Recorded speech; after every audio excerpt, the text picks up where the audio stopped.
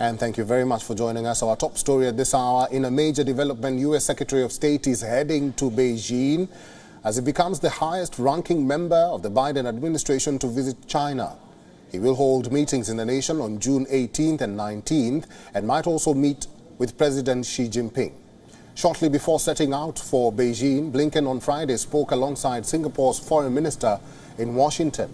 He emphasized the importance of the United States and China establishing better lines of communication. He said the U.S. wants to make sure that the competition with China does not veer into conflict. He added that he will speak candidly in China about very real concerns on a range of issues. This includes concerns regarding various U.S. citizens detained in China on charges Washington sees as politically motivated.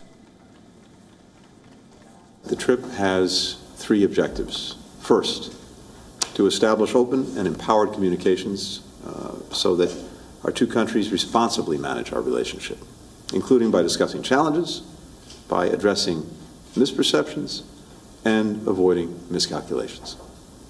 Second, to advance U.S. interests and values and those we share with allies and partners around the world, including speaking directly and candidly about our very real concerns on a range of issues.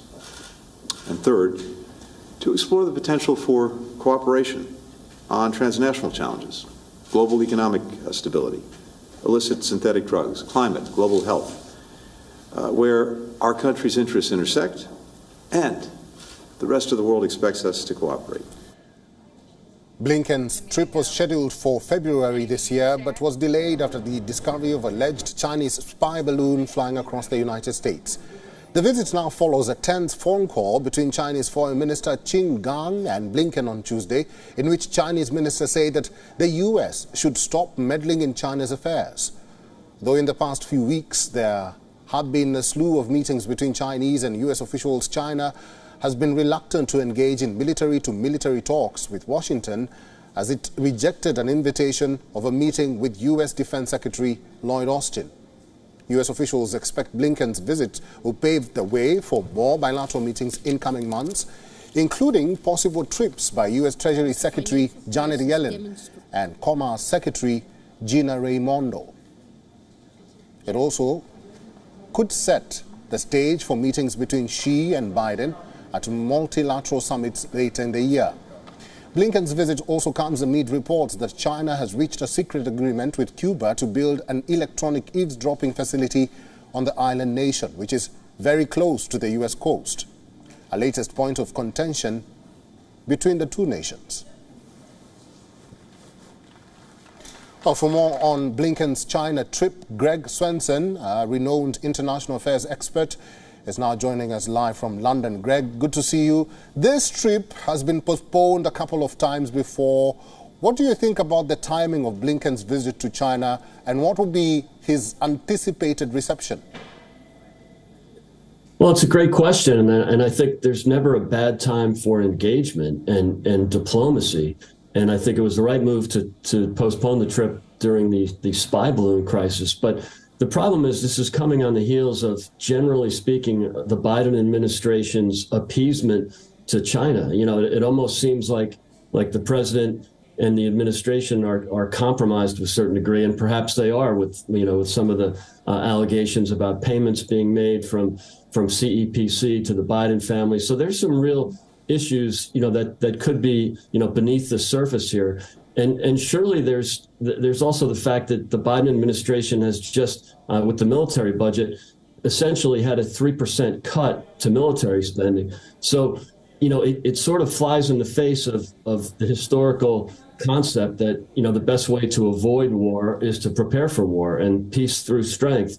And we're not seeing that from the Biden administration. So I'm afraid that Secretary of State Blinken is going into this from a position of weakness and appeasement, or potential appeasement, and that's never a good sign. Never a good sign indeed. Greg, President Xi recently met billionaire philanthropist Bill Gates, and he said, quote, he is the first American friend he has met in Beijing this year. Is it likely that the president will extend that invitation to Blinken? And if it does, what would be the symbolic significance of that? Well, it doesn't surprise me that Bill Gates is engaged. I mean, he's obviously a huge proponent of the WHO, which has basically been co-opted by the Communist Party, and now you have the entry of North Korea in it as well. So, I think that that's probably not a good move for the United States to have Bill Gates as, in some way representing U.S. interests. I think it's more importantly is, the Biden defense cuts are going to result in the U.S. Navy reducing the number of ships to 286 by 2025, while the Chinese have 400 ships. So, these are not positions of strength to enter into these bilateral talks with China. I think, that I would much rather see, some aggressive deterrence in place. Again, the best way to avoid war is to prepare for war. Weakness breeds aggression, and we're seeing way too much weakness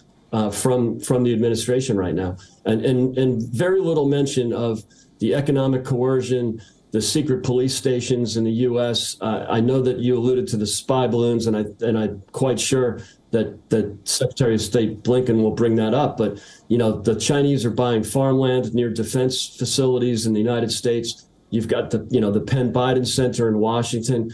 Again, the secret police stations. These are things that the CCP should be held accountable for. Trade commitments. We should be much more aggressive. I hope that the Secretary of State does that. I'm not optimistic that he will. Greg, finally, and I know you mentioned this, the U.S. National Security Advisor recently said that Blinken's objectives will be to ensure that the world's two biggest military powers do not veer into conflict.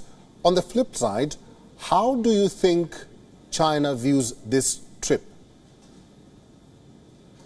Well, it's hard to predict, but if it's anything like the first meeting that Anthony Blinken had in Alaska at the beginning of the administration, I hope he shows a bit more strength. He was really, in a sense, lectured at by the Chinese officials back in Alaska in early 21. I hope that doesn't happen again. And my guess is that Anthony Blinken will be much better prepared for this trip after the lecture he received in the first one. All right, I've been talking to renowned international affairs expert Greg Swenson. Thank you very much for talking to us today. Thank you. WION is now available in your country. Download the app now and get all the news on the move.